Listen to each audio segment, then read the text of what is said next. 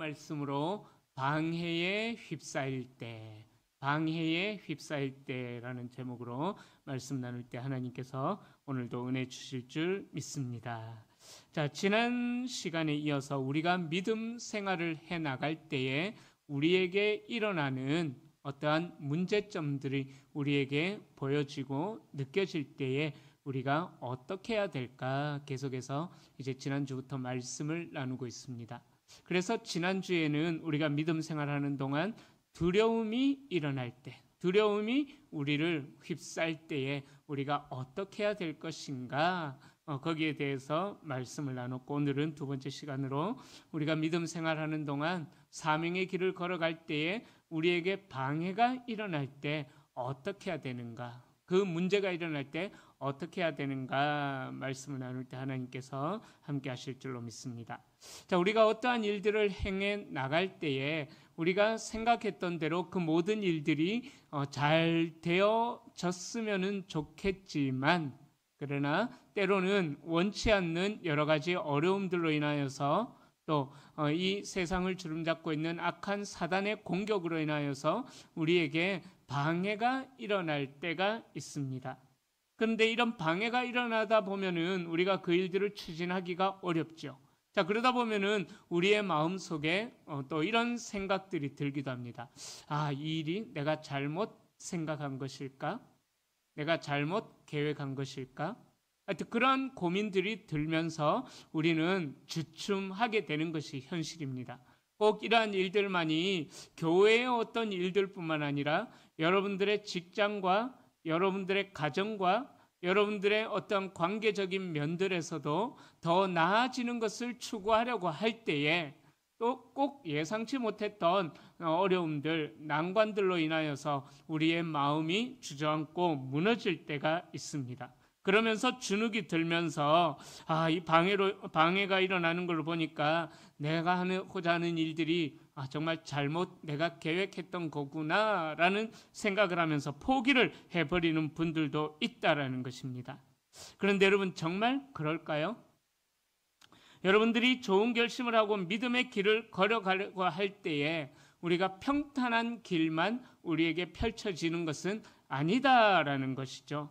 오히려 예상치 못한 반대, 거절, 또 오해, 지치게 만드는 일들이 우리에게 몰려들기도 하다라는 사실입니다. 그 일들을 경험하신 분들도 있으실 것입니다.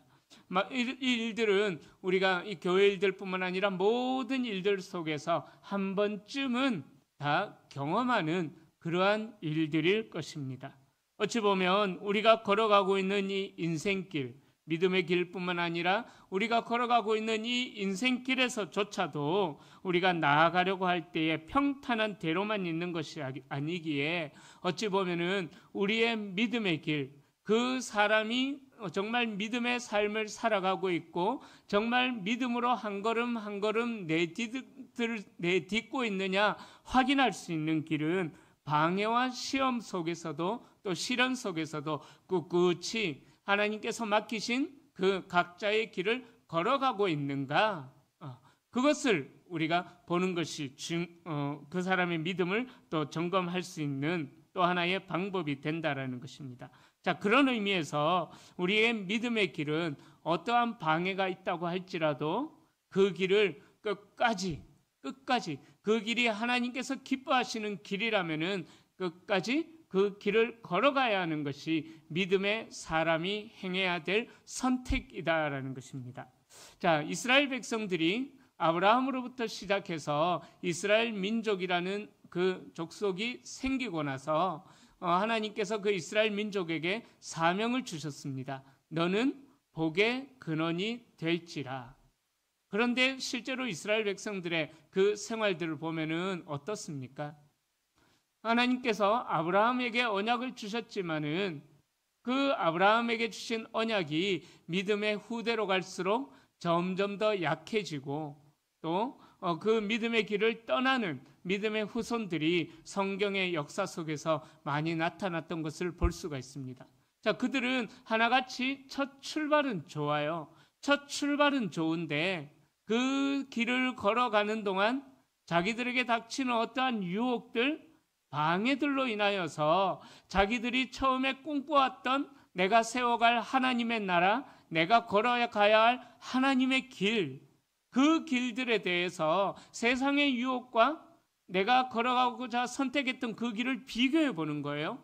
그런데 더 재미있고 더 즐거운 길은 어떤 길이냐? 하나님께서 걸어가시라고 명령한 그 길보다는 세상의 길이 더 재밌는 거예요. 이 세상은 우리로 그렇게 유혹하기 때문이다라는 것이죠. 자, 그러다 보니까는 이 이스라엘 백성들은 그 유혹에 넘어져서 하나님께서 명령하신 그 길을 걸어가는 것을 때로는 포기도 해버리는 그런 일들이 일어났다라는 것입니다. 이스라엘 백성들, 아브라함으로부터 시작되는 하나님의 나라는 하나님만 예배하면서 세상과 섞이면은 안 되는 나라였죠. 그렇게 하나님께서는 이스라엘을 구별되게 세우셨지만, 그러나 세상은 이스라엘이 구별됨을 버리도록, 구별됨을 포기하도록 갖은 유혹으로 또 여러 가지 방법으로 이스라엘 백성들의 마음을 무너뜨리게 만들었다라는 것입니다. 그 결과 이스라엘 백성들은 하나님을 선택하기를 거부하고 세상을 선택해 버립니다. 자, 그래서 하나님께서는 도저히 안 되겠다 싶어가지고 다윗이라는 임금을 세워가지고 그 다윗을 모델로 세우셔서 너희들이 다윗이 걸어갔던 그 길로 가야 돼 라고 모델로 세워주셨지만 이스라엘 백성들은 어떨까요? 그 다윗의 길로 가는 것이 아니라 어떤 길로 갈까요? 여로보암의 길, 아합의 길로 갔더라. 열왕기 상하에 많이 나오는 표현입니다. 자, 그렇게 이스라엘 백성들은 모델이 되는 다윗의 길로 가지 않고 자기들이 보기에 좋은 대로 자기들의 쾌락에 즐거움을 주는 여로보암과 아합의 길을 따르면서 하나님도 섬기고 우상도 섬기는 혼합주의 종교가 되어버렸다라는 거죠. 그 결과 어떤 일이 일어나느냐? 북이스라엘은 아수르에 의해서 망하고, 그리고 북이스라엘이 아수르에 의해서 망하고 나서 130년의 시간이 더 흐른 다음에 남유다 역시, 그나마 조금이라도 나았던 남유다 역시 결국은 바벨론에 의해서 망하게 되는 그런 일들, 안타까운 일들이 일어났다라는 것입니다. 하나님만 섬기지 않았던 이스라엘의 백성들의 결말은 그렇게 비참하게 막을 내려버렸습니다. 자, 그렇게 멸망을 당한 후에 하나님께서 또 약속하신 대로 70년의 시간이 흐른 뒤에 하나님께서 세우신 바사의 한 왕 고레스를 통하여서 하나님께서는 이스라엘 백성들을 다시 고향 땅, 자기 나라가 왜 망하게 되었는가, 그 이유들을 따져보기 시작합니다. 그 이유들을 생각해보다 보니까는 우리가 다윗의 길로 가지 않고 여로보암과 아합의 길로 가버린 결과 우리가 이렇게 망하게 되었구나.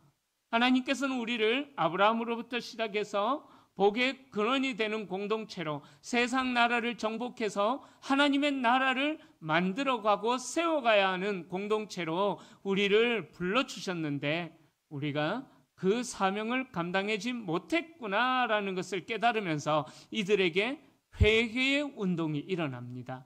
그래서 제가 어릴 때 그런 부흥회가 많이 있었는데 에스라 부흥회 이런 이름 붙여서 그런 부흥회가 많이 있었는데, 이 에스라가 포로 귀환 공동체에서 돌아와 가지고 함께 이스라엘 백성들의 마음을 회복해 나가기 시작합니다. 자, 그렇게 회복해 나가기 시작하면서 우리가 예배 공동체였어야 하여서 하나님과의 만남의 통로인 예배부터 회복해 나가고자 회개 운동이 일어나요. 그래서 이들이 그 예배 운동을 회복하기 위하여서 무너졌던 성전 재건을 다시 시작합니다. 이제 그 결단을 하나님 앞에 드리는데 하나님께서 도우셔가지고 그 무너진 예배 공동체가 잘 회복되어져 나갔으면 좋겠지만은, 그러나 에스라의 바람대로 또 이스라엘의 바람대로 그렇게 되지를 않다라는 것이죠. 세상이 그들을 그리 쉽게 놔두지 않습니다. 오늘 본문에는 그러한 세상의 방해 속에서 거룩하신 하나님의 백성들이 어떻게 살아가야 될 것인가, 끊임없이 일어나는 방해 속에서 우리가 믿음의 길을 어떻게 걸어가야 될 것인가, 그것을 오늘 본문이 우리에게 말씀해 주고 있습니다. 자, 북이스라엘은 아수르에 의해서 멸망을 당하면서 북이스라엘이 어떤 정책을 썼냐 하면은요, 혼합 정책을 써버립니다. 그러니까 이스라엘 민족은 단일 민족이었습니다. 한마디로 쉽게 이야기하자면은 한 혈통으로 흐르는 단일 민족이었는데, 아수르는 북이스라엘을 멸망시키면서 이 단일 민족이었던 이스라엘을 여러 지역으로 흩어버리면서 피가 섞인 혼합 민족으로 만들어 버립니다. 자, 왜 그렇게 했냐 하면은 피지배 민족들이 더 이상 반란을 일으키지 못하도록 잡적으로 혼혈 민족으로 섞어 버렸다라는 것이죠. 그래서 북이스라엘 민족은 혼혈 민족이 되는데, 이들이 바로 여러분들이 알고 있는 사마리아 지역에 거하면서 사마리아인들이 됩니다. 자, 오늘 본문에 나온 사건은 바사 제국의 왕 고레스 왕이 포로 귀환을 허락하고 유다 백성들이 예루살렘으로 돌아온 직후에 일어난 일입니다. 유다 사람들은 이스라엘 백성으로서의 정체성을 회복하기 위하여서 성전 재건을 시작하는데, 이들이 성전 재건을 했다라는 것은 단순한 의미, 그냥 건물을 세우는, 그냥 예배드리기 위한 건물을 세우는 그런 단순한 의미가 아닙니다. 바로 종교적인 정체성의 회복의 의미가 이스라엘 백성들의 성전 재건의 의미인 것입니다. 자, 그렇기 때문에 이 귀환한 유다 백성들이 그렇게 정체성을 회복하기 위하여서 성전을 지으려고 하는데 방해 세력이 나타나죠. 북이스라엘에 의해 멸망당했던 혼혈 민족이 되어버렸던 사마리아 지역의 혼혈 민족들이 나타나서 우리들도 하나님을 섬긴다라고 하면서 성전 재건에 참여하기를 원하는 모습이 2절에 나옵니다.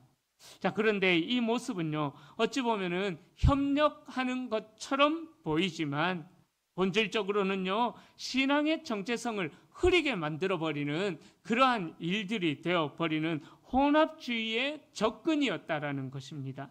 그래서 유대 지도자들은 3절에서 이렇게 말하면서 그들의 접근을 단호하게 끊어버립니다. 우리 3절 말씀 함께 읽어보겠습니다. 스룹바벨 이르되 우리 하나님의 성전을 건축하는데 너희는 우리와 상관이 없느니라. 우리가 위하여 홀로 건축하리라. 아멘. 자, 사마리아인들은 여호와 하나님도 섬기고 또 혼혈 민족이 되다 보니까는요, 이방의 우상도 섬기는 그러한 짬뽕이 되어 버렸다라는 것입니다. 그러기에 종교적인 순수성을 추구하는 유다 사람들의 입장에서 사마리아인들은 우상 숭배자나 다름이 없었던 것입니다. 그래서 그들과 함께하게 된다면은 또 무너지게 되어버린다라는 것을 알았다라는 것이죠. 이들을 만약에 받아들이게 된다면은 이들의 혼합주의가 우리 유대 민족 안에 들어오게 되고 또다시 망하게 되어버린다라는 그러한 일들을 일어날 것이다라는 것을 알았기 때문에 포로 귀환 공동체는 성전 건축에 사마리아인이 함께 하겠다라고 했을 때 단호하게 거절을 해버렸다라는 것이죠. 여러분, 이 사마리아인들의 유혹이 이 땅에서 일어나는 우리를 향한 똑같은 모습이 되어진다라는 것입니다. 여러분, 하나님만 섬기기를 결단했어도요, 우리에게는 항상 좋은 일만, 평안한 일만 일어나지 않는다라는 것입니다. 우리의 믿음의 걸음에는 언제나 방해 세력들이 따를 수 있다라는 것을 우리는 인정해야만 합니다. 마치 사마리아인들이 하나님과 함께 이방신을 섬기면서 성전 재건에 동참하겠다고 했던 것처럼 하나님께서 맡기신 사명의 길을 걸어가는데 우리를 방해하고 우리를 유혹하는, 우리가 믿음의 길을 걸어가는데 방해하는 자들이 반드시 있다라는 사실을 우리는 인정해야만 합니다. 이것을 인정해야지만 우리는 살아가는 동안 우리를 방해하는 그러한 세력들에게 우리가 넘어가지 않도록, 쓰러지지 않도록 분별할 수 있는 그러한 하나님의 은혜를, 분별의 영을 하나님 앞에 구할 수가 있다라는 것이죠. 만약에 그러한 것도 모른다면은 그냥 물에 물 탄 듯, 또 술에 술 탄 듯, 아무런 거리낌 없이 모든 것을 다 받아들이다 보니까는 우리가 걸어가는 이 믿음의 길이 정체성도 잊어버린 채 이런 것도 선택해버리고 저런 것도 선택해버리고, 하나님께서는 유일한 오직 한 길만을 걸어가기를 원하시는데도 불구하고 우리는 우리 속에는 옳은 대로 우리가 원하는 방법들을 다 선택해버린다라는 것이죠.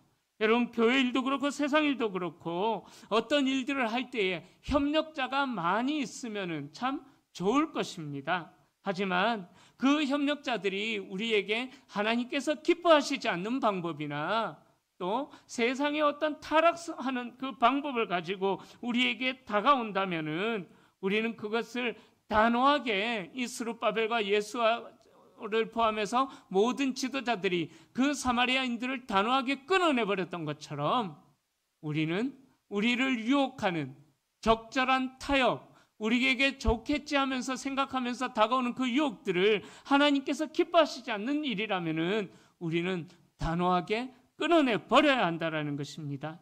우리의 신앙의 본질을 훼손하게 만드는 그러한 타협은 단호히 거절해야만 합니다. 얼마나 일손이 많이 필요했겠습니까? 70년 동안이나 무너져 있던 성전이었습니다.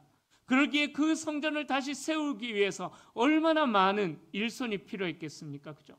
그러나 그 사마리아인들을 받아들이는 순간 이스라엘 백성들 안에 또다시 혼합주의가 자라게 돼버리고, 그로 인해서 또다시 심판의 길을, 결국은 이들이 심판의 길을 걸어가 버렸지만, 그러나 처음부터 또다시 심판의 길을 향해 가게 될 수밖에 없다라는 것입니다. 여러분, 믿음의 순수함을 지키는 것, 그 어떤 성공보다 더 중요하다라는 사실을 여러분들 기억하십시오. 협력보다 더 중요한 것은 바로 우리가 할 어떠한 일들을 꿈꿀 때에 우리에게 협력하고 우리에게 함께 하자고 하는 그 협력의 손길들이 과연 하나님을 더 사랑하게 만드는 손길들인가, 아닌가, 그 질문을 해봐야만 된다라는 거예요. 우리가 어떠한 일들을 할 때 우리를 유혹하는 그 많은 일들이, 우리의 보기에 좋다고 느껴지는 그러한 방법들이 우리의 신앙을 타협하게 만드는 것은 아닌가, 우리는 충분히 돌아봐야만 하는 것입니다. 우리가 주의 일을 섬기고자 결단할 때에, 또 여러분들이 직장에서 어떠한 일들을 감당해 나갈 때에 여러분들이 그 일들이 잘 되어진다라고 생각이 들 때에, 모든 일들이 순조롭게 풀려나갈 때에 그때 조심해야만 합니다. 그때 방해자들이 등장하게 된다는 것입니다. 한번 생각해 볼까요? 유대인들이 예배를 회복하고자 하면서 성전을 건축하고자 할 때 하나님의 도우심으로 인하여서 얼마나 순적하게 일들이 잘 진행이 되어졌잖아요. 고레스 왕이 조서를 내려가지고 성전을 짓는 데 필요한 모든 재료들이나 물질이나 돈이나 모든 것들을 다 갖다 써라, 내가 다 도와줄게. 얼마나 순적하게 일이 잘 진행되어졌습니까? 거기에 사마리아인들까지 협력하겠다고, 우리가 함께 성전을 세우겠다라고 협력하겠다라고 그렇게 다가옵니다. 얼마나 순적하게 잘 풀어집니까? 유대인들의 마음이 들뜰 수도 있었겠죠. 그러나 말씀드렸던 것처럼 성전 건축 공사의 사마리아인들에게 포용 정책을 펼쳐서 그들과 함께 했다면은 이 유대인들은 또 무너지는 그러한 안타까운 일들이 일어나게 되었을 것입니다. 사랑하는 성도님들, 우리가 신앙생활하는 동안 어떠한 자들을 경계해야 될까요? 환한 얼굴로 분을 내면서 우리에게 다가오는 그 자들을 경계해야 될까요? 아니면 온화한 미소를 지으면서 서로 피해가 없도록 적절히 이렇게 하면 되지, 그런 자들을 우리가 경계해야 될까요? 여러분, 환한 얼굴로 분을 표출하는 자들은 우리가 굳이 경계하지 않아도 우리 마음속에 거부감이 들어서 그냥 자연스럽게 경계가 되어집니다. 하지만 온화한 미소를 지으면서 다가오는 유혹은 정말 분별하기가 어렵고 깨닫기가 어렵습니다. 그러기에 더욱더 우리는 조심하며 경계하며 깨어 있어야만 합니다. 믿음을 가장한 유혹이 우리에게 다가오고 있는 것은 아닌가? 우리는 정말 깨어 있어야만 하는 것입니다. 여러분, 성도는 공개적으로 큰 악을 행하기보다 일상의 생활 속에서 흔히 지나칠 수 있는 이 소소한 일상의 생활 속에서 우리의 거룩함을 잃어버리기가 쉽다라는 사실을 기억해야만 합니다. 우리의 일상생활에서 쉽게 용납하며 넘어가는 유혹은 없는지 우리는 우리의 모습을, 우리의 신앙을 철저하게 돌아봐야만 합니다. 자, 그래서 사마리아인들이 성전 재건에 참여하고 싶다고 했을 때 유다 백성들이 거절합니다. 그러니까 이 사마리아인들이 가만히 있지 않죠. 우리 4절부터 6절 말씀 또 함께 읽어보겠습니다. 이로부터 그 땅 백성이 유다 백성의 손을 악하게 하여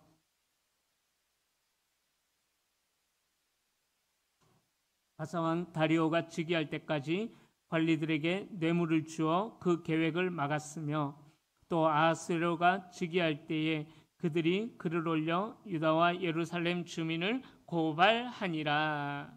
자, 사마리아인들이 왜 성전 재건을 방해했는지에 대해서는 여러 가지 이유가 있습니다.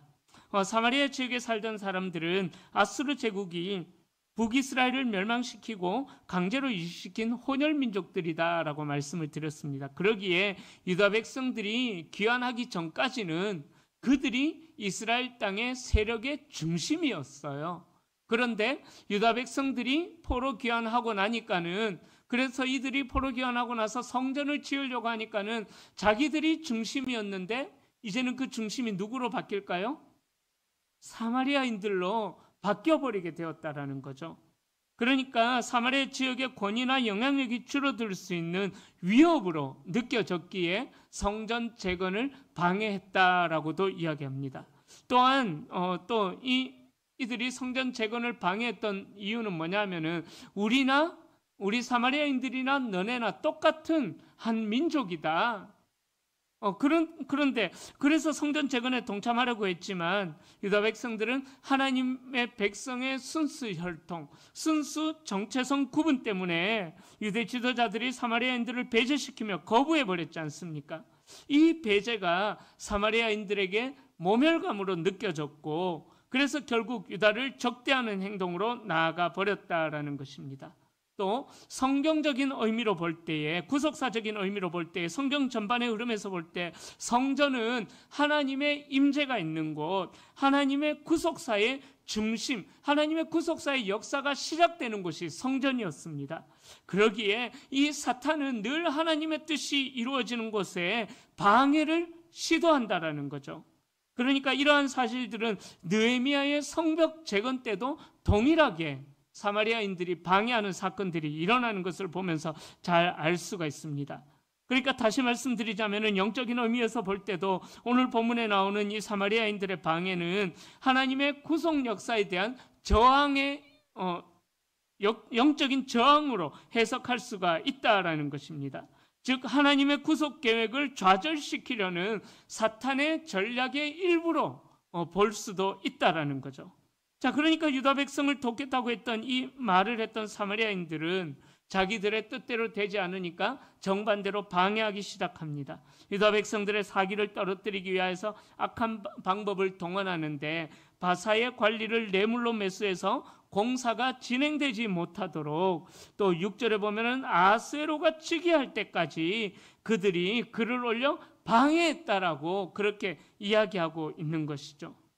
그러니까 이들의 방해로 인하여서 무려 성전 재건이 16년 동안이나 멈춰지는, 더 이상 진전이 되지 않는, 정말 잊혀질 뻔한, 성전 재건의 역사가 잊혀질 뻔한 그런 안타까운 일들이 일어나 버렸다라는 것입니다.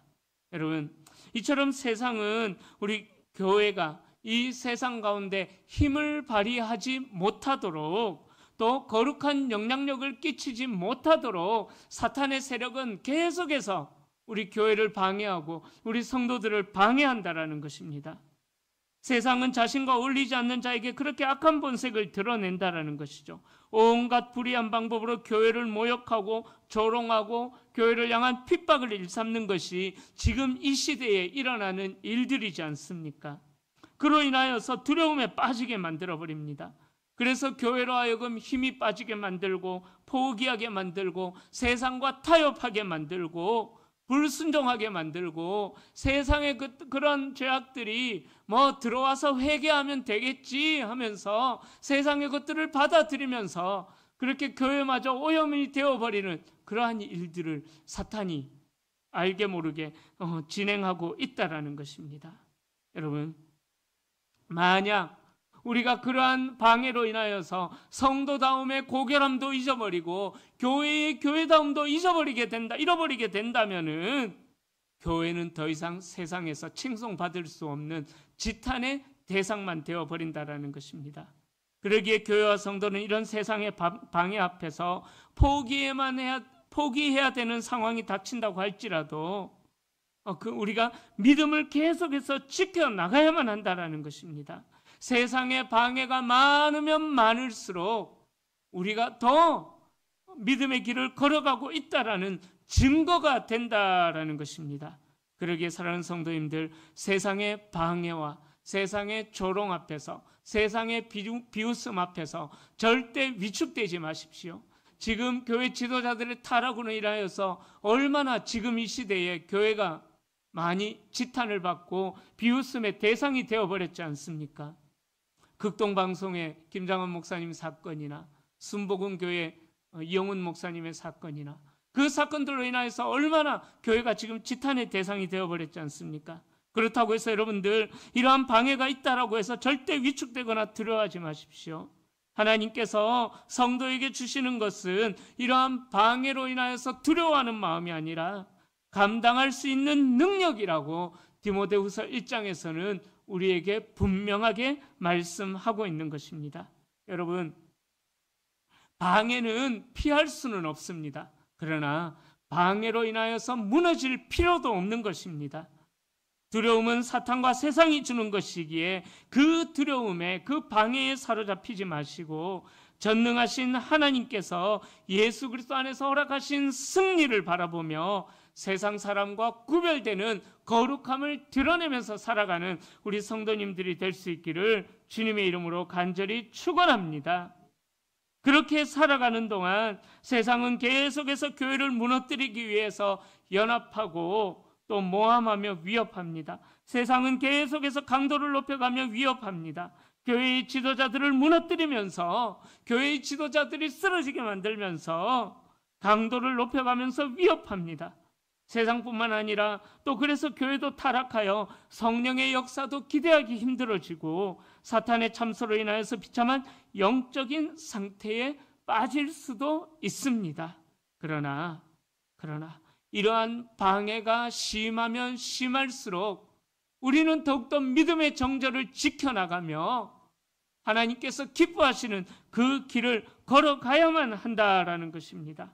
그 길을 끝까지 걸어간다면은 하나님께서 학개 선지자를 16년 후에 다시 보내주셔서 이스라엘 백성들의 성전이 다시 재건되게 하셨던 것처럼 하나님께서는 그 믿음의 길을 끝까지 걸어가고 그 믿음의 길을 지키는 자들에게 반드시 놀라운 회복의 역사를 허락해 주실 것입니다. 이제 말씀을 정리합니다. 여러분, 신앙의 이름으로 접근하는 타협을 분별하십시오. 그 말이 맞아 보인다고 해서 모든 제안이 하나님의 뜻은 아님을 기억해야만 합니다. 하나님 앞에서 우리가 승리할 수 있는 길은 결과보다 하나님께서 기뻐하시는 방법, 그것이 비록 고난이라고 할지라도 하나님께서 기뻐하시는 방법을 선택하는 것이 하나님께서 기뻐하시는 결과를, 또 우리도 기뻐할 수 있는 결과를 맞이하는 방법임을 기억해야만 합니다. 이 일이 꼭 교회와 관련된 일만이 아닙니다.